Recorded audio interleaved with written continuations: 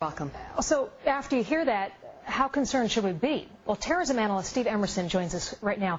He's the author of the book, American Jihad, The Terrorists Living Among Us. And as most folks know, Steve, you and I have worked together on a number of terrorism specials. You are one of the best people I can think of to go to for this kind of information. As they say, poisoning a water system isn't going to cause mass deaths probably, but it would cause fear and panic. What do you think the goal is of terrorists right now? Well, the goal of terrorists is actually to carry out attacks, but short of that, as Catherine pointed out, it's to inflict a major amount of hysteria in the West. And because if they can't actually detonate a bomb or actually poison a water supply, the next best thing is getting the West worried about it. And that's exactly what they've done through these website postings.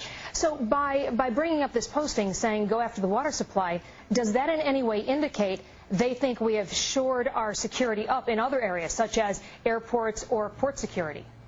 Well, let's look at reality check here. Since 2001, they have not carried out or not been able to carry out an attack on our water supplies, either European or American. They have not been able to attack a major airport. So, in fact, defenses are getting better. And I think they are left now with resorting to these wild threats that aren't very specific. As this website didn't have much specifics. It just said use poisons to get at the water supplies. The amount of, let's say, cyanide needed to poison an actual reservoir is immense. Now, of course, in mining, lots of cyanide is used, so one can actually legitimately buy it on the market, but it would require an immense amount that would attract a lot of attention.